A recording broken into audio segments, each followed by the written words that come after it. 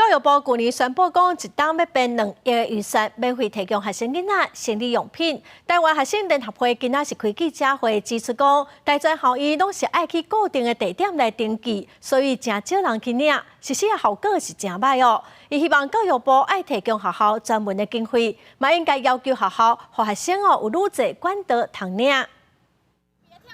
预算补助别跳票。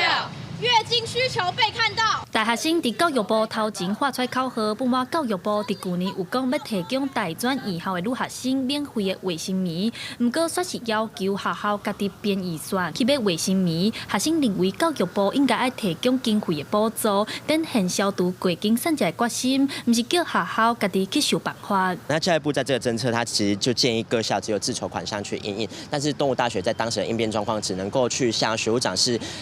请求拨补1万元的预算，所以我们还有很大的经费缺口。除了经费的部分，学生嘛希望学校会当设置卫生棉的共享阿嬷，让学生随时会当去领。因为目前的政策是学生爱向校方人员登记，才会当摕到。加上有的学生真正歹势找人领，学生指出，有的大学伫顶学期才登记10片的卫生棉，数量是真少。有学校甚至是在登记领取的状况下，只有10个人去拿取，就是整个学期只有10个人去登记拿取卫生棉的状况。不过，可共享阿嬷得当家己摕到学校学生会烦恼讲有人大量来黑白体。对此，有学生认为应该用宣传教育的方式，对学生加一寡信任，提供优先领来用的方式甲空间。记者戴阿双、柯斌哲特别报道。